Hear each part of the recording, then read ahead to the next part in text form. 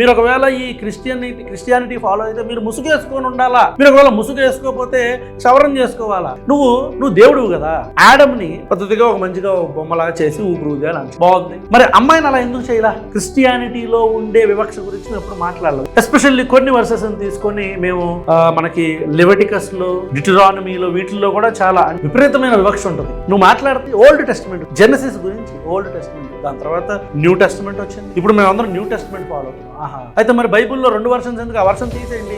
ఒక అబ్బాయితో రిలేషన్షిప్ లో ఉంటే పరువు పోయిందని ఫీల్ అవుతాం. ఇది ఇట్లాంటి మతంలో ఉండే వివక్ష నుంచే ఇవన్నీ మొదలైంది. ఇప్పుడు మనుస్మృతి గురించి మనం మాట్లాడుతున్నప్పుడు దీని గురించి ఎందుకు మాట్లాడకూడదు? మీ క్రిస్టియనిజంలో ఉండే తప్పులు మీకు కనిపించట్లేదు? క్రిస్టియానిటీలో ఉండే తప్పులు ఇప్పటివరకు మీరు విన్నారు కదా. ఈ వీడియోలో కొన్ని డౌట్స్ చాలామంది పిల్లలకు రేజ్ అవుతాయి. సో వాటిని క్లియర్ చేయడానికి నేను మీ ముందుకు వచ్చాను. యాక్చువల్లీ వారి యొక్క ప్రశ్నలుగా మిగిలిపోకూడదు, వారి ప్రశ్నలకు జవాబు వారికి లభించాలి అనే ఒక సదుద్దేశంతో మీ ముందుకు రావడం జరిగింది ఈ వీడియో ద్వారా. యాక్చువల్లీ వీడియోలో మాట్లాడుతున్నటువంటి సోదరులు ఎవరైతే ఉన్నారో ఆయన గురించి నాకు తెలీదు, నాకు పరిచయం కూడా లేదు.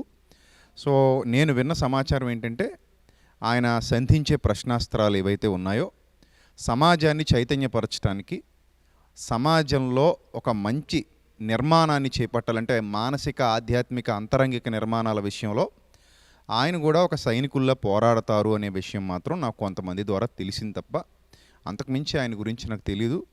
వాస్తవానికి మాట్లాడితే ఆయన పేరు కూడా నాకు తెలియదు. కానీ ఆయన ఏవైతే కొన్ని ప్రశ్నలు సంధించారో అవి కొంతమంది సోదరులు నాకు పంపించడం జరిగింది. సో దీని ద్వారా ఆయన ప్రశ్నలకు జవాబు దొరకక అది ప్రశ్నగానే మిగిలిపోవడం వల్ల ఆయన అలా అపార్థం చేసుకున్నారేమో అనిపించి నేను ఈ వీడియో ద్వారా ఆయనకు సమాధానం ఇవ్వదలిచాను, ఇచ్చే ప్రయత్నం చేస్తున్నాను. ఆయనకే కాదు, అలాంటి ఆలోచన విధానం ఎవరికైతే ఉందో వాళ్ళందరికీ కూడా ఈ వీడియో ఒక మంచి జవాబు అవుతుంది అని నేను ఆశిస్తున్నాను. ఇక వీడియో స్టార్ట్ చేద్దాం. ఆయన అన్నారు, ఇప్పటివరకు నేను చెప్పినవన్నీ మీరు పాత నిబంధనను కొట్టిపాడేస్తారేమో, ఒకవేళ పాత నిబంధన అయితే కనుక చించేయండి అన్నారు. ఓల్డ్ టెస్ట్మెంట్, న్యూ టెస్ట్మెంట్ వేరేగా, ఇది ఫాలో అవుతాం, అది కాదు అని చెప్పని అంటారు కదా. అప్పుడు ఆ ఓల్డ్ టెస్ట్మెంట్ పూర్తి బైబిల్ నుంచి రిమూవ్ చేసేయండి. సార్ యాక్చువల్లీ పాత నిబంధన అనే పేరులోనే అది పాతది అని మనకు కనబడుతుంది, కొత్త నిబంధన అనే పేరులోని ఇది కొత్తది అని మనకు కనబడుతుంది. ఆ రెండింటి మధ్య అంతరం దాదాపు 1600 సంవత్సరాలు అని హిస్టరీ చెప్తోంది. ఈ 1600 సంవత్సరాల అంతరం ఉన్నటువంటి ఓల్డ్ టెస్ట్మెంట్కి, న్యూ టెస్ట్మెంట్కి చాలా సామాజిక మార్పులు సంభవించాయి, భౌగోళిక మార్పులు సంభవించాయి. అలాగే మానసికంగా కూడా చాలామంది మార్పు చెందటం, పరిణతి చెందటం, ఆ అనాగరిక జీవనం నుండి నాగరిక జీవనం వైపు అడుగులు వేయడం, తద్వారా ఆ నిబంధన మారుతూ వచ్చింది అనే విషయం స్పష్టమవుతుంది. ఇప్పుడు కొత్తది వచ్చిందని పాత చింపేస్తామా అండి? మన హిస్టరీ ఉంది, మన ఇండియన్ హిస్టరీ ఉంది. ఎప్పటి నుంచో మన ఇండియన్ హిస్టరీ మనం చదువుకుంటున్నాం, సోషల్ పుస్తకాల్లో మనం చదువుకుంటున్నాం. మరి హిస్టరీ అంతా చింపేద్దామండి? చింపేయం కదా. ఆ హిస్టరీ ఎందుకు మనకి? ఆ హిస్టరీని బేస్ చేసుకుని ఏ తప్పులు జరిగాయి, భవిష్యత్తులో ఏ తప్పులు చేయకూడదు, ఏ ఇబ్బందులు తలెత్తాయి, వాళ్ళు చేసినటువంటి ఆ తప్పిదాల వల్ల, వాళ్ళు తీసుకున్న తప్పు నిర్ణయాల వల్ల మనం ఎలా ఉండాలి, లేదా ఒక క్లిష్ట సమస్య వచ్చినప్పుడు గతంలో మన పూర్వీకులు ఎలా వాటిని అధిగమించగలిగారు, మనం ఏం చేయాలి. సో ఇలాగా హిస్టరీని బేస్ చేసుకుని భావి నిర్మాణాన్ని చక్కగా చేసుకుంటాం. అది ఆమోదయోగ్యమైన విషయమేగా. చింపేయాలని ఎందుకన్నారో మరి నాకైతే అర్థం కాలేదు. నెక్స్ట్ పాయింట్ ఏంటంటే, ఒక లింక్ డాక్యుమెంట్ ఉంటుంది. ఆ లింక్ డాక్యుమెంట్ ఉంటేనే కదా మన ఒరిజినల్ డాక్యుమెంట్కి వాల్యూ పెరుగుతుంది, దాని గురించిన పుట్టుపూర్వోత్తరాలు తెలుసుకోగలుగుతాం. ఇప్పుడు ఒరిజినల్ డాక్యుమెంట్, కొత్త డాక్యుమెంట్ ఉంది కదా అని లింక్ డాక్యుమెంట్ చింపేయం కదండి. గతకాలపు చరిత్ర ఏదైతే ఉందో రాబోయే భవిష్యత్తుకి అది మనకి జ్ఞానాన్ని ఇస్తుంది. అలాగే బైబిల్ కూడా చాలా స్పష్టంగా చెప్పింది, ఈ పాత నిబంధన చరిత్ర లేకపోతే ప్రవచనాలు లేకపోతే వాటిని గురించినటువంటి అధ్యయనం ఎందుకంటే యుగాంతమందున్న వారికి బుద్ధి కలుగుటకు అవి వ్రాయబడ్డాయి అంటాడు. అంటే వాళ్ళని చూసి ఎలా ఉండాలి, ఎలా ఉండకూడదు, ఇవన్నీ కూడా మీరు నేర్చుకోవాలి, యుగాంతమందున్న వాళ్ళకి బుద్ధి కలగడానికి వ్రాయబడ్డాయి అని చెప్తాడు. కాబట్టి ఓల్డ్ టెస్ట్మెంట్ని కత్తిరించాల్సిన అవసరం లేదండి. అందులో ఉన్న కొన్ని విషయాలు నేటి కాలానికి లేదా నూతన నిబంధనలో ఉన్న వారికి అప్లికబుల్ కాదు, వారు పాటించాల్సిన అవసరం లేదు.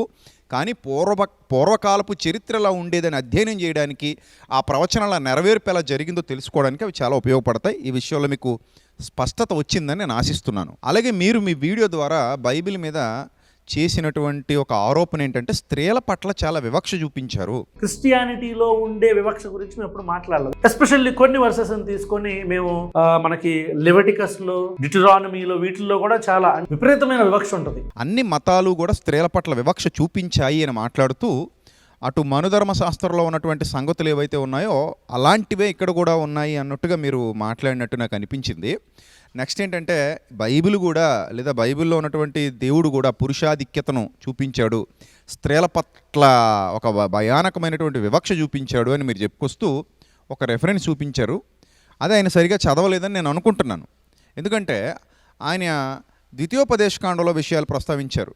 ద్వితీయోపదేశకాండం అనేది రెండవసారి వ్రాయబడినటువంటి పుస్తకం. అంటే అప్పటి వరకు ఉన్నటువంటి ఆ కాండాలలో మిగిలినటువంటి 4 కాండాలలోని విషయాలపై మరల స్పష్టత ఇస్తూ డ్యూటరానమీ అంటే రెండవసారి చేయబడుతున్నటువంటి ఉపదేశము, దాన్నే ద్వితీయోపదేశకాండము అన్నాడు.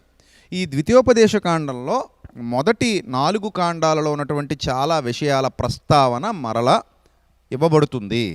కాబట్టి చదువుతున్నప్పుడు చాలా జాగ్రత్తగా అర్థం చేసుకుంటూ చదవాలి. ఆయన చూపించినటువంటి రెఫరెన్స్ ఏంటంటే ద్వితీయోపదేశకాండం 22వ అధ్యాయము 28వ వచనాన్ని కోట్ చేశారు ఆయన. ఏముంది అక్కడ? ఒకడు ప్రదానం చేయబడని కన్యక అయిన చిన్నదాన్ని కలుసుకొని ఆమెను పట్టుకుని ఆమెతో శయనింపగా వారు కనబడిన ఎడల ఆమెతో శయనించిన వాడు ఆ చిన్నదాని తండ్రికి 50 వెండి రోకలు ఇచ్చి ఆమెను పెండ్లి చేసుకోవాలి. అతడు ఆమెను అవమానపరిచిన కనుక అతడు తాను బ్రతుకు దినములన్నిటా ఆమెను విడిచిపెట్టకూడదు. ఇది చూపించి ఏం న్యాయం అండి ఇది? ఏం ఆటవిక న్యాయం? వాడు రేప్ చేశాడట, రేప్ చేసేస్తే ఆ తండ్రికి డబ్బులు ఇచ్చేసి ఆ అమ్మని పెళ్లి చేసుకోవాలట, లైఫ్ లాంగ్ ఆ అమ్మాయితో కాపురం చేయాలట, వదలకూడదట. ఇదేం న్యాయం? పనికిమాలిన న్యాయం అని చెప్పి ఆయన మాట్లాడారు. అంటే రేప్ చేస్తే ఇప్పటి కాలంలో అయితే మనం శిక్షలు విధిస్తున్నాం, ఖచ్చితంగా కఠినతరంగా శిక్షలు అమలు చేస్తున్నాం, కానీ ఆ రోజుల్లో ఎలా ఉండేది అని చెప్పారు. సరే, యాక్చువల్లీ ఇక్కడ మీకు అర్థం కాని పాయింట్ ఏంటంటే రేప్ చేస్తే ఖచ్చితంగా శిక్ష విధించమని ఆ పైనే వ్రాయబడింది. ఒకసారి చూడండి మీరు ద్వితీయోపదేశకాండం. సార్ ఒకసారి చూడండి ద్వితీయోపదేశకాండం 22వ అధ్యాయం 25వ వచనంలో, ఒకడు ప్రదానం చేయబడిన ఒక చిన్నదానిని పొలములో కలుసుకున్నప్పుడు ఆ మనుష్యుడు ఆమెను బలిమిని పట్టి ఆమెతో శయనించిన ఎడల ఆమెతో శయనించిన మనుష్యుడు మాత్రమే చావవలెను అని ఉంది. చూసారా? అంటే రేప్ చేస్తే మరణశిక్ష విధించారు ఆ రోజుల్లో కూడా. ఇక్కడ ఉన్నటువంటి ఓల్డ్ టెస్టమెంట్లో కూడా రేప్ చేస్తే మరణశిక్ష విధించారు. మరి ఇక్కడ ఉన్నటువంటి కాంటెక్స్ట్ ఏంటి? ఆ సందర్భం ఏంటి? ఒకసారి ఇంగ్లీష్ బైబిల్లో చూద్దాం. ఇంగ్లీష్ బైబిల్లో నేను ఇంగ్లీష్ స్టాండర్డ్ వెర్షన్ చదువుతున్నాను. If a man meets a virgin who is not betrothed and seizes her and lies with her and they are found. అలాగే కింగ్స్ జేమ్స్ బైబిల్లో కూడా if a man find a damsel that is a virgin which is not betrothed and lay hold on her and lie with her and they be found. ఇక్కడ ఆమెను మరులు కొల్పినట్టుగా, అబద్ధాలు చెప్పినట్టుగా ట్రాన్స్లేషన్లో కనబడుతుంది మనకి.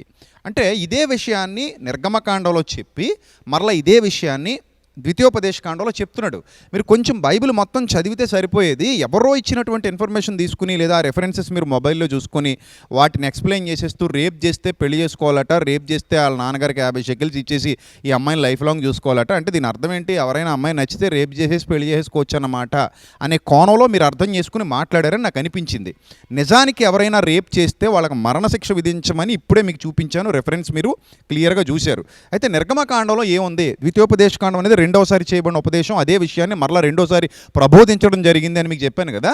So నిర్గమకాండంలో ఇదే విషయాన్ని ఏమని చెప్పాడో ఒకసారి చూడండి. నిర్గమకాండంలో ఇదే విషయాన్ని మరలా చెప్తున్నాడు. నిర్గమకాండం చాప్టర్ 22 verse 16 ఏమంటే 22:16 ఏముంది అక్కడ? ఒకడు ప్రదానం చేయబడని ఒక కన్యకను మరులు కొల్పి ఆమెతో శయనించిన ఎడల ఆమె నిమిత్తం ఓలి ఇచ్చి ఆమెను పెండ్లి చేసుకొనవలెను. ఆమె తండ్రి ఆమెను వానికి ఇయ్యనలోని ఎడల వాడు కన్యకల ఓలి చొప్పున సొమ్ము చెల్లింపవలెను. చూడండి, ఇక్కడ ఆ కాలంలో ఎవడైనా ఒకవేళ ఒక అమ్మాయిని ప్రేమించినట్టుగా యాక్ట్ చేసి మరులు కొల్పి నటించి ఆ అమ్మాయి దగ్గర అబద్ధాలు చెప్పి ఆ అమ్మాయిని వశపరుచుకుంటే, ఆ అమ్మాయిని నమ్మించి మోసం చేస్తే, చాలామంది ఇప్పుడు కూడా ఉన్నారు అలాంటి వాళ్ళు, నమ్మించి మోసం చేసి వాడుకుని వదిలేసిన వాళ్ళు ఇప్పుడు కూడా చాలామంది ఉన్నారు అలాంటి వాళ్ళు. సో అలాంటి వాళ్ళను ఏమని అడుగుతాం? అరే నాయన, నువ్వు నమ్మించి మోసం చేసావు కాబట్టి ఆ అమ్మాయిని పెళ్లి చేసుకోరా అని అడుగుతాం. అవునా కాదా? ఇప్పుడైనా ఒక కేసు కోర్టుకు వెళ్ళింది అనుకోండి, ఇలాంటి కేసు ఏదైనా, ఒకడు నన్ను ప్రేమించాడండి, పెళ్లి చేసుకుంటానన్నాడు, వాడుకుని వదిలేశాడు, నన్ను మోసం చేశాడు అంటే అది పెళ్లితో సమానమే. ఒక అమ్మాయిని ఇష్టపడి ఆ అమ్మాయితో కలిసిపోవడం, ఆ అమ్మాయితో శరీరాన్ని పంచుకోవడం అనేది బైబిల్ ప్రకారంగా పెళ్లితో సమానం. వాడు ఏంటంటే ఆ తర్వాత ఏదో విధంగా తప్పించుకొని ఆ అమ్మాయిని వదిలించుకొని ఏదైనా చేస్తే ఇప్పుడు చట్టాల్లో వీలు పడుతుంది. ఆ రోజుల్లో కూడా ఇలాంటి వాడు ఎవడైనా ఉంటే ధర్మశాస్త్రం ఏం చెప్పిందంటే, ఆ రోజు ఉన్నటువంటి చట్టం ఏం చెప్పిందంటే, నువ్వు ఆ అమ్మాయిని మోసం చేసావు కాబట్టి, పెళ్లి చేసుకుంటానని నమ్మించి మరలు గొల్పి వాడుకొని వదిలేసావు కాబట్టి ఆ అమ్మాయి నువ్వు పెళ్లి చేసుకోవాలి అని చెప్తున్నాడు. ఇది న్యాయపరమైందే కదా. అంటే ఇద్దరు ఇష్టపడ్డారు, అక్కడ నమ్మించి మోసం చేశాడు, అబద్ధాలు చెప్పి మరులు కొలిపి ఆ అమ్మాయిని మోసం చేశాడు. దాన్ని కూడా రేపుగానే పరిగణిస్తున్నాడు ఇక్కడ దేవుడు. అంతే తప్ప నువ్వు ఇద్దరు ఇష్టపడ్డారు కాబట్టి అదేం పర్లేదు అని అనట్లా. నీ తప్పు ఉంది కాబట్టి నువ్వు పెళ్లి చేసుకో అని చెప్తున్నాడు. అర్థమైందండి. నెక్స్ట్, ఎవడైనా ఒకవేళ కావాలని రేప్ చేస్తే కనుక వాడికి మరణశిక్ష విధించాలి. ఆ అమ్మాయికి ఇష్టం లేని అమ్మాయిని, ఒక ప్రదానం చేయబడిన కన్యకని ఒకడైనా రేప్ చేస్తే కనుక వాడికి మరణశిక్ష విధించాలి అని చెప్తున్నాడు. సో కాబట్టి ఇక్కడ ఎక్కడ కూడా స్త్రీలను తక్కువ చేసినట్టు కానీ, స్త్రీల హక్కుల్ని కాలరాసినట్టు కానీ, స్త్రీలను ఇబ్బందులకు గురి చేసినట్టు కానీ, స్త్రీలను ఏదో కూరలో కరివేపోకలో తీసి పడేసినట్టు కానీ ఎక్కడ మనకు కనబడలేదే. మీరెందుకు అలా అపార్థం చేసుకున్నారో మరి నాకైతే అర్థం కాలేదు. మీరు చాలా మంచి మంచి వ్యంగ్యాస్త్రాలు సంధిస్తూ ఉంటారు, చాలా ప్రశ్నల వర్షాలు కురిపిస్తూ ఉంటారు, చాలామందికి మంచి మంచి జవాబులు ఇస్తూ ఉంటారు, మంచిగా రాజకీయాలను కూడా ప్రశ్నిస్తూ ఉంటారు, సమాజంలో చైతన్యం తీసుకురావడానికి ప్రయత్నపడుతూ ఉంటారు. విషయాల మీద స్పష్టత లేకుండా దయచేసి మీరు మాట్లాడొద్దని మరొకసారి మీకు ప్రేమపూర్వకంగా నేను హితో పలుకుతున్నాను. Thank you. నెక్స్ట్, అలాగే మీరు మరొక ఇంపార్టెంట్ పాయింట్ మాట్లాడారు. అదేమిటంటే, ఆదాముని నేల మంటితో నిర్మించాడటండి ఈ బైబిల్ దేవుడు. ఇట్స్ ఓకే, బాగుంది. కానీ హవ్వను చేసేటప్పుడు మాత్రం పేట్రియార్కీ భావజాలంతో, అంటే పితృస్వామ్య భావజాలంతో హవ్వను చేశాడు. ఎలా అంటే ఆ పురుషుడి పక్కటెముకను తీసి హవ్వను చేశాడట. ఇదెక్కడి న్యాయం? ఇక్కడ కూడా స్త్రీని చాలా చులకన చేసేశారు అని మాట్లాడారు మీరు. నువ్వు దేవుడు కదా. ఆడమ్ని పద్ధతిగా ఒక మంచిగా బొమ్మలాగా చేసి ఊపిరి అని బాగుంది. మరి అమ్మాయిని అలా ఎందుకు చేయలా? అమ్మాయినేమో అబ్బాయిలో నుంచి నువ్వు రిప్ తీసి చేయడం ఏంటి? దీన్నే పేట్రియార్కీ అంటారు, దీన్నే పితృస్వామ్య భావజాలం అంటారు. ఏమంటే ఇక్కడ పాయింట్ ఏంటంటే, సృష్టికర్త సృష్టిని చేసినప్పుడు ఒకని నుండి ప్రతి జాతి మనుషుల్ని సృష్టించాలి అంటే అందరి డిఎన్ఏ ఒకటే కావాలనేది ఆయన ఆలోచన. అందుకే ఆయన పక్కటెముకను తీసి సేమ్ ఒక అందమైన స్త్రీని చేశాడు. అదే ఆకారాన్ని ఇచ్చాడు, అందమైన ఆకారాన్ని ఇచ్చాడు, అందంగానే చేశాడు. అక్కడ మీకు ప్రాబ్లం ఏమొచ్చిందో నాకు అర్థం కాల. ఇప్పుడు విషయం ఏమిటంటే, పక్కటెముకను చేసి ఆ అవ్వను చేసిన తర్వాత జీవితకాలం అంతా నువ్వు ఇతనికి బానిసగా ఉండాలి అంటే అప్పుడు మీరు ప్రాబ్లం క్రియేట్ చేయాలి. ఇది మీకు నచ్చకుండా ఉండాలి. కానీ అలాగ అనలేదే. సాటి అయిన సహాయము అన్నాడండి. సాటి అయిన సహాయము అన్నాడు. మీరు ఇరువురు ఏక శరీరం అన్నాడు. ఒకరి ఎందుకరు అనురాగం కలిగి ప్రేమ కలిగి భూమిని నిండించండి, ఏలండి మీరిద్దరూ ఏలికలు అన్నాడు. అక్కడ ఇందులో ఒకరు ఏలిక ఒకరు బానిస అనలేదు. అలాగంటే మీరు తప్పుగా మాట్లాడవచ్చు, కానీ అలాగ అనలేదే. అక్కడ అలాగ ఎక్కడైనా ఉంటే చూపించండి, నువ్వు బానిసవి అని అనలేదు. వాళ్ళు తప్పు చేశాక శపించాడు వాళ్ళ కుటుంబాన్ని మాత్రమే, అంతే తప్ప నువ్వు బానిసవి అని చెప్పలేదండి అక్కడ. అలాగే హవ్వ గురించి మాట్లాడుతూ నువ్వు జీవము గల ప్రతి వానికి తల్లివి అన్నాడు. ఇప్పుడు పురుషుల్లో నుండి స్త్రీని ఎలాగైతే తీశాడో, స్త్రీ నుండే కదండి మరలా పురుష జాతిని అంతటిని తీసుకొచ్చాడు. జీవం గల ప్రతి వానికి నువ్వు తల్లివి అన్నాడు. హేబేలు కయీన్ అనే ఒక ఇద్దరు కొడుకులు పుడతారు, వాళ్ళు పురుషులే కదా, వాళ్ళకి అమ్మని చేశాడు కదా, ఈమె కదా అమ్మ, ఈమె కదా కన్నది. సో కాబట్టి అది దైవ నియమం, దైవ నిర్ణయం. అలా జరగాలి సృష్టి క్రమం కార్యక్రమం అని దైవ నిర్ణయం తప్ప ఇందులో ఎక్కడ స్త్రీని తక్కువ చేశాడు? అంటే పక్కటెముకను తీసి చేస్తే తక్కువ చేసేసినట్టేనండి. పక్కటెముకను తీస్తే అక్కడ మీరన్న పితృస్వామ్య భావజాలాన్ని ప్రదర్శించినట్ట. ఎందుకు మీరు అలాగా ఒకే రాంగ్ వేలో ఎందుకు అర్థం చేసుకోవాల్సి వచ్చింది? రాంగ్ వేలో ఎందుకు ఆలోచించాల్సి వచ్చింది? అక్కడ ఏమైనా బానిసవు అంటే కదా మీరు అలా మాట్లాడాలి. అలాగ అనలేదే అక్కడ. మీరు తెలివైన వారు, జ్ఞానవంతులు, వివేకవంతులు, ఇంత చిన్న విషయాన్ని ఎందుకు మిస్అండర్స్టాండ్ చేసుకున్నారో మరి నాకైతే అర్థం కాలేదు.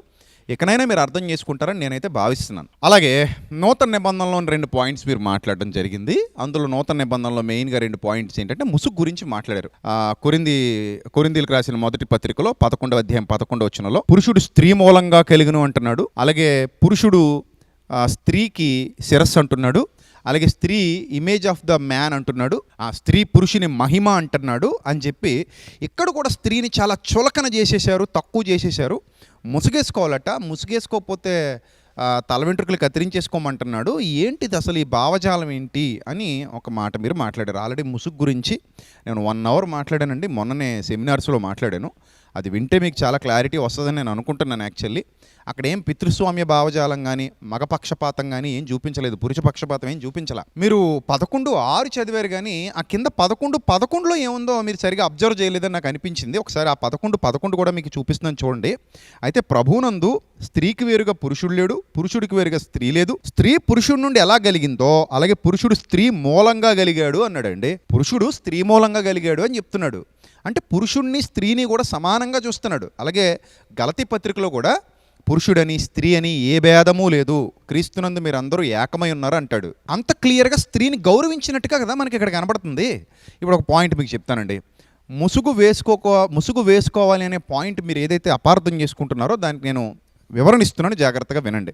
చాలామంది మంగళసూత్రం వేసుకుంటారు మన ఇండియాలో కూడా.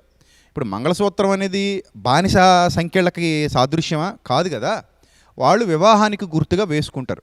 ఇక్కడ కూడా స్త్రీ ఆనాటి కాలమాన పరిస్థితుల నుండి నేటి కాలమాన పరిస్థితుల వరకు స్త్రీ పురుషుడు వాళ్ళిద్దరూ కూడా ఒకే భావజాలం కలిగి, ఒకే తరంగిక ప్రేమ కలిగి, ఒకరి యందు ఒకరు అనురాగం కలిగి ఉండాలని బైబిల్ చెప్తోంది. స్త్రీని ప్రేమించమని చెప్తాడు, చక్కగా చూసుకోమని చెప్తాడు. అలాగే భార్యాభర్తలు ఇద్దరూ ఏకశరీరంగా ఫలించండి, అభివృద్ధి పొందండి అని చెప్తాడు. ఇక్కడ కేవలం గౌరవానికి సాదృశ్యంగా భర్త అనగానే యజమానిగా గౌరవించే పరిస్థితులలో అతడు నీ యజమాని గనుక, నీ పోషకుడు గనుక అతన్ని నువ్వు ప్రేమిస్తూ నువ్వు కలిసి చక్కగా అతడు నీ యజమానుడనే భావజాలంతో ప్రార్థించినప్పుడు, అలాగే ప్రవచించినప్పుడు మాత్రమే ముసుగు వేసుకోమన్నాడు తప్ప లైఫ్ లాంగ్ నువ్వు ముసుగు వేసుకుని ఒక బానిసలాగా ఆయన ముందు ఉండాలని చెప్పలేదండి. ప్రార్థించినప్పుడు ప్రవచించినప్పుడు మాత్రమే మీరు ముసుగు వేసుకుని దేవదూతలను బట్టి అధికార సూచనగా ఇవ్వబడింది కనుక మీరు మీ భర్తను యజమానుడిగా గౌరవిస్తూ ప్రేమిస్తూ చక్కటి కుటుంబ జీవనాన్ని కొనసాగించండి అని చెప్పబడినటువంటి సందర్భమే తప్ప మీరు బానిసలు అన్నట్టుగా ఎక్కడైనా ఉంటే చూపించండి, ఖచ్చితంగా ఖండిద్దాం, ఖచ్చితంగా దాన్ని గురించి మాట్లాడదాం. మీరు బానిసలు అని ఎక్కడ చెప్పలేదు. అలాగే ఆ రోజుల్లో ఈ కొరింథు పరిసర ప్రాంతాలలో ఈ దేవదాసి వ్యవస్థ ఉండేది. నాట్ ఓన్లీ ఇండియా, అక్కడ కూడా దేవదాసి వ్యవస్థ ఉండేది. ఒకేసారి 1000 మంది దేవదాసీలు ఆ గుడుల్లో విటులతో వ్యభిచరించినట్టుగా చరిత్ర చెప్తోంది కొరింథు పట్టణంలో.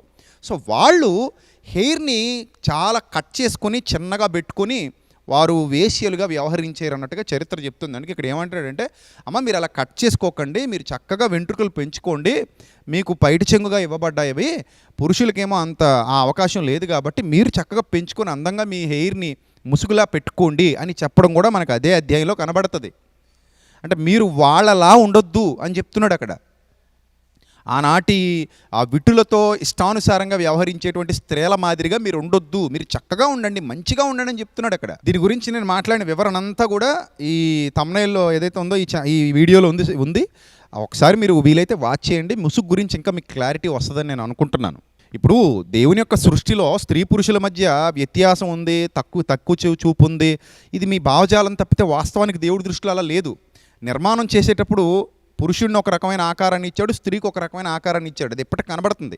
అందుకే ఆ ఘటాన్ని బలహీనంగా ఉంటుంది అన్నాడు. ఆ బాడీ ఏదైతే ఉందో, ఆ స్ట్రక్చర్ ఏదైతే ఉందో, స్త్రీ స్ట్రక్చర్ ఏదైతే ఉందో అది బలహీనంగా ఉంటుంది అని చెప్తున్నాడు. నిజమే కదా, అది ఎప్పటికీ మరి మనం ఎత్తినన్ని బరువులు మన అక్క చెల్లెమ్మలు ఎత్తలేరు కదండి. అది సృష్టిలో భాగమేగా, దేవుని సృష్టిలో భాగమేగా. అంత మాత్రాన వాళ్ళని తక్కువ అందామా? అంత మాత్రాన వాళ్ళు ఎందుకు పనికిరామందామా? ఏమంటే ఒక మాట మీకు చెప్పనా, పురుషాధిక్యత అనడానికి ఇప్పటికీ మిమ్మల్ని నన్ను కన్నది ఒక స్త్రీయే, ఈ ప్రపంచాన్ని అంతటినీ కంటున్నది ఒక స్త్రీయే. అది ఏ పురుషుడు ఎప్పటికీ చేయలేడు. సో వాళ్ళు యూనిక్ అంతే. వాళ్ళ వాల్యూ వాళ్ళకి ఎప్పటికీ ఉంటుంది. వాళ్ళ వాల్యూ ఎప్పుడు గొప్పదే. పురుషుడు ఏ మగవాడిని కనలేడు కదా, ఏ ఆడవాళ్ళని కూడా కనలేడు. మోసేది తల్లి, పాలిచ్చేది తల్లి, రక్తాన్ని పంచేది తల్లి, నవమాసాలు మోసి కని ఆ బాధలు భరించేది తల్లే కదా. సో ఆమెకు ఆ యూనిక్ పర్సనాలిటీ అలాగే ఉంది కదా. అయితే చాలా మత గ్రంథాలని అపార్థం చేసుకోవటం వల్ల ఒక విషయంలో మాత్రం మీతో ఏకీభవిస్తాను నేను. అదేంటంటే, చాలా మత గ్రంథాలను అపార్థం చేసుకోవటం వల్ల పురుషులు స్త్రీల మీద ఆధిపత్యం చలాయిస్తూ స్త్రీల హక్కుల్ని కాలరాస్తున్నారు అనే విషయంలో మీతో నేను ఏకీభవిస్తాను. అలాంటి వాళ్ళు క్రిస్టియన్ సొసైటీలో కూడా ఉన్నారు అనటంలో ఏ మాత్రం సందేహం లేదు. ఇప్పటికీ కొంతమంది స్త్రీ నోరు నొక్కేయాలని చూస్తారు, వచనాలను అపార్థం చేసుకుని స్త్రీని కించపరుస్తారు, స్త్రీని అవమానపరుస్తారు, స్త్రీని వంటింటి కుందేలాగే ఉండాలంటారు. అలాంటి వాళ్ళు ఎప్పటికీ ఉన్నారు. అలాంటి భావజాలం కలిగిన వాళ్ళు ఉన్నారు. ఏమండి, ఎంత మంచి వరిచేనైనా కలుపు మొక్కలు ఉంటాయి కదండి. అలాగే బైబిల్ కూడా చెప్పింది, మీ చుట్టూతా అజ్ఞానులు ఉంటారు, అవివేకులు ఉంటారు, వాళ్ళకి సత్యం అర్థం కాదు, వచనాలను అపార్థం చేస్తుంటారు అని చెప్తున్నారు. నిజమే, మీరు ఇందాక అన్నటువంటి ముసుగు విషయంలో కూడా చాలామంది దాన్ని ఫిజికల్గా మాత్రమే ఆలోచించి దానిలో ఉన్న భావజాలాన్ని, దాని వెనకున్న దేవుని చిత్తాన్ని అర్థం చేసుకోకుండా ఎవరిదైనా చిన్న ముసుగులా జారితే చాలు వాళ్ళని ఇంకా తప్పుపట్టేసి వాళ్ళ గురించి చెడ్డగా వీడియోలు పెట్టి వాళ్ళ గుండ్లు కొట్టేసినటువంటి మూర్ఖ శిఖామణులు కూడా క్రైస్తవ సమాజంలో లేకపోలేదు. వాళ్ళని సపోర్ట్ చేసినటువంటి దుర్మార్గ స్వభావం గల వారు కూడా క్రిస్టియన్ సొసైటీలో లేకపోలేదు. నేను ఉన్నారని నేను ఒప్పుకుంటున్నాను. కానీ దేవుని మాటలనే మీరు అపార్థం చేసుకోవడం చాలా తప్పు. ఇక్కడ మీరు ఇంకొక విషయాన్ని కూడా లేవనెత్తారు. ఏమన్నారంటే స్త్రీని మౌనంగా ఉండమన్నాడు, ఎక్కడా మాట్లాడొద్దు అన్నాడు. వాళ్ళు మౌనంగానే ఉండాలంట, సంఘాలకు వెళ్ళే వాళ్ళు ఎవరో మాట్లాడకూడదంట అంటున్నారు మీరు. మీరు ఒకవేళ ఈ క్రిస్టియానిటీ ఫాలో అయితే మీరు ముసుగు వేసుకొని ఉండాలా. మీరు ఒకవేళ ముసుగు వేసుకోకపోతే క్షవరం చేసుకోవాలా. చర్చ్ లో అయినా సరే ముసుగు వేసుకోకుండా చాలా మంది ఉంటారుగా. మీరు ఒకవేళ వేసుకుంటే అర్జెంట్ మీరు బయటకు రాగానే క్షవరం చేసుకోవాలా. అర్థమైందా? ఇది ఎంత దారుణమైన కల్చర్, ఇది ఎంత దారుణమైన వర్స్ ఇది. యాక్చువల్లీ ఆ సందర్భం ఏంటో మీరు ఆలోచించాలి కదండి. అక్కడ పూర్తిగా ఇంకా నేర్చుకున్నవారు ఎవరు లేరు. మీరు చదువుతున్నటువంటి ఆ కొరింథీ పత్రిక ఏదైతే ఉందో అప్పటికి ఇంకా సర్వసత్యం బయటికి రాలా, సంపూర్ణ సత్యం ఇంకా బయటికి రాలా. ప్రాసెస్ నడుస్తోంది. అంటే ఇంకా బుక్స్ వ్రాయబడుతున్నాయి. అంటే ఒకదాని తర్వాత ఒకటి ఒకదాని తర్వాత ఒకటి దేవుని జ్ఞానం భూమి మీదకి వస్తుంది. సో అలాంటి తరుణంలో ఇంకా పూర్తిగా కంప్లీట్గా దేవుని జ్ఞానం భూమి మీదకి రాలేదు కాబట్టి మొట్టమొదట వాళ్ళ భర్తలు నేర్చుకున్నారు కాబట్టి అప్పటికే ఆ సంఘాలలో గొడవలు కూడా జరుగుతున్నాయి కాబట్టి అమ్మ స్త్రీలారా మీరు మీ భర్తల దగ్గర మౌనంగా ఉండండి, మీరు మొదట నేర్చుకోండి అన్నాడు. ఏమంటే పూర్తిగా జీవితకాలం అంతా మౌనంగా ఉంటే నేర్చుకోవాల్సిన పనే ఉందండి? మీకు ఏమైనా సందేహాలు ఉంటే మీ భర్తలను అడిగి నేర్చుకోండి అనాల్సిన అవసరతే ఉంది? అదే పౌలు భక్తుడు, అదే కొరింథీ పత్రిక రాసినటువంటి ఆధార్ ఎవరైతే ఉన్నారో, ఆ గ్రంథకర్త ఎవరైతే ఉన్నారో అదే వ్యక్తి తీతుకు పత్రిక రాశాడు. అక్కడ ఏమంటాడంటే 2వ అధ్యాయం 5వ వచనం ఎండింగ్లో మంచి ఉపదేశం చేయండి అంటాడు. మంచి ఉపదేశం చేసేవారుగా మీరు ఉండాలంటాడు. మీరు నేర్చుకోండి అంటాడు. మీరు నేర్చుకుంటే మంచి ఉపదేశం చెయ్యండి అంటాడు. అంతే తప్ప ఎక్కడ స్త్రీల నోరు నొక్కేలేదండి. ఈ వచనాలు అపార్థం చేసుకున్న వాళ్ళు అది పట్టుకుని నేను పట్టుకున్న కుందేలకు 3 కాళ్ళని వేలాడుతూ ఉంటారు. కానీ ఎక్కడ కూడా స్త్రీని తక్కువ చేయలేదు, స్త్రీని చెడ్డగా చూపించలేదు, స్త్రీని అవమానపరచలేదు, స్త్రీని బానిసలాగా చెప్పలేదు, కించపరచలేదు. మీ భర్తలకు లోబడాలి అన్న పదంలో కూడా అతడు విశ్వాస అయితే ఆ విశ్వాసి అయిన భర్తకు లోబడండి. నేను కూడా ఆ విషయాన్ని చాలాసార్లు స్పష్టం చేశాను సార్, చాలాసార్లు స్పష్టం చేశాను. నీ భర్త ఒకవేళ ఇర్రెస్పాన్సిబుల్ పర్సన్ అయితే, నీ ఇష్టానుసారంగా లోక సంబంధంగా బ్రతికే వ్యక్తి అయితే, దుర్మార్గపు స్వభావం గలవాడైతే, నిన్ను ఇబ్బందులు పెడుతూ కించపరుస్తూ కొడుతూ అవమానపెడుతూ అలాగే నీ ద్వారా మనీ ఎర్న్ చేయాలనుకుని నిన్ను అమ్మేసే నీచ దృక్పథం ఉన్న దుర్మార్గపు స్వభావం అయితే అలాంటి వాళ్లకు ఈ లోక పాపాల్లో నీతో పాలిభాగం తీసుకునేలా చేసే వాళ్లకు నువ్వు లోబడాల్సిన అవసరత లేదు అని క్లియర్గా చెప్పడం జరిగింది చాలా సందర్భాల్లో. అంటే ఎంత దుర్మార్గుడైనా సరే లోబడి ఉండు, వాడు ఎన్ని పాపాలు చేయిస్తున్నా నీ చేత వాడికి లోబడి వాడు చెప్పను, వాడు చెప్పిన ప్రతి పాపం చేస్తూ పో, వాడు చెప్పిన ప్రతి నీచ కార్యం చేస్తూ పో అని బైబిల్ చెప్పదు సార్. అతని రెస్పాన్సిబుల్ పర్సన్ అయితే, అతను నిజంగానే యథార్థవంతుడైతే అతనికి లోబడమని చెప్తుంది. ఎందుకు? ఇద్దరు కలిసి మీరు లైఫ్ లీడ్ చేసుకుంటున్నారు కాబట్టి. సో ఇలా సిచ్యువేషనల్గా చాలా ఉంటాయండి. సిచ్యువేషనల్ థింకింగ్ అంటారు దాన్ని.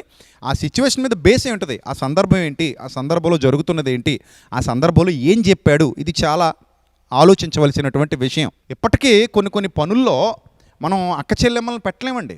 ఇప్పుడు పాకిస్తాన్ బోర్డర్లో సైనికులతో యుద్ధం చేయాలి, అక్క చెల్లెమ్మల్ని ఎక్కువగా మనం పెట్టలేము అక్కడ. ఎందుకు పెట్టలేమంటే వాళ్ళ శరీరం అంత బలంగా ఉండదు. అదే యుద్ధాల్లో వాళ్ళని ఏదో గుంజన్ సక్సేనా లాగా మనం పైలట్లా వాడచ్చు, అలాంటి కార్యక్రమాలకు వాడచ్చు, కొన్ని పనుల్లో వాడచ్చు. అలాగని మల్ల యుద్ధాలు ముష్టి యుద్ధాలు చేయడానికి లేకపోతే బరువైన గన్లు మోసుకుంటూ వెళ్ళడానికి కొందరు వాళ్ళు దానికి సపోర్ట్ చేయొచ్చేమో, కానీ అందరూ సపోర్ట్ చేయలేరు కదా. ఎందుకంటే కొందరు అక్క చెల్లెమ్మలు బలహీనంగా ఉంటారు కాబట్టి. సో అది దైవ నియమం, సృష్టిలో ఆయన చేసినటువంటి ఆ స్ట్రక్చరే అలా ఉంది. సో దాన్ని మనం తక్కువ చేసి మాట్లాడడం అనకూడదు. మగాడు చేయలేని ఎన్నో పనులు నేడు ఆడవాళ్ళు చేస్తున్నారు. మగాడు సాధించలేని ఎన్నో విజయాలు నేటి ఆడవాళ్ళు సాధిస్తున్నారు. మగాడు ఏ గొప్ప పనులైతే చేశానని విర్రవీగుతాడో అవన్నీ కూడా వాళ్ళు చేసి చూపించిన వాళ్ళు కూడా ఉన్నారు. అలాగని మగవాడిని తక్కువ చేయొద్దు, ఆడవాళ్ళని తక్కువ చేయొద్దు. బైబిల్ అయితే ఎవరిని తక్కువ చేయలేదండి. ఆ సందర్భాలను మనం సరిగా అర్థం చేసుకోవటంలో ఏమైనా విఫలం అవుతున్నామేమో కానీ ఎక్కడ తక్కువ చేయలేదు. ఇంకొక విషయం కూడా మీకు చెప్తాను. మొట్టమొదట యేసుప్రభువారి రిజరక్షన్ గురించి ఆయన శిష్యులకు కూడా తెలియజేసింది ఒక మహిళ. ఆమెకు ఆయన చాలా గౌరవాన్ని ఇచ్చారు. అలాగే మహిళలు ఎందరో గొప్ప పరిచర్యలు చేసినట్టుగా బైబిల్ గ్రంథంలో సాక్ష్యం కనబడుతోంది. లేదు మహిళలను తక్కువ చేసేసింది బైబిల్ అంటే గనుక చాలామంది క్రిస్టియానిటీలో ఉన్న కలుపు మొక్కలు దానికి సపోర్ట్ చేస్తూ మాట్లాడుతూ ఉన్నారు. అలాంటి వాళ్ళు ఎవరైనా మీకు తప్పుడు ఇన్ఫర్మేషన్ ఇచ్చారేమో నాకు తెలీదు. ముసుగు గురించి కానివ్వండి, లేకపోతే ఇంకా మాట్లాడొద్దనే దాని గురించి కానివ్వండి, లేకపోతే మీ ఇందాక మీరు మాట్లాడినట్టుగా ఆదాము హవ్వల సందర్భం కానివ్వండి, ఎవరైనా మీకు ఒకవేళ తప్పుడు ఇన్ఫర్మేషన్ ఇచ్చుంటే గనుక దయచేసి ఆ విషయంలో మీరు మరొక్కసారి పునరాలోచన చేసి ఇది మీ ప్రశ్నకు జవాబు అని భావిస్తారని మనస్ఫూర్తిగా నమ్ముతూ నేను నా మాటలు ఇక్కడితో ముగిస్తున్నాను. Thank you, God bless you. ఈ వీడియో వీక్షించినటువంటి ప్రియులైన ఆత్మీయులందరికీ కూడా మరొకసారి నా నిండు కృతజ్ఞతలు తెలియజేస్తూ నా మాటలు ముగిస్తున్నాను. Thank you, God bless you, love you all, thank you all, God bless you, thank you.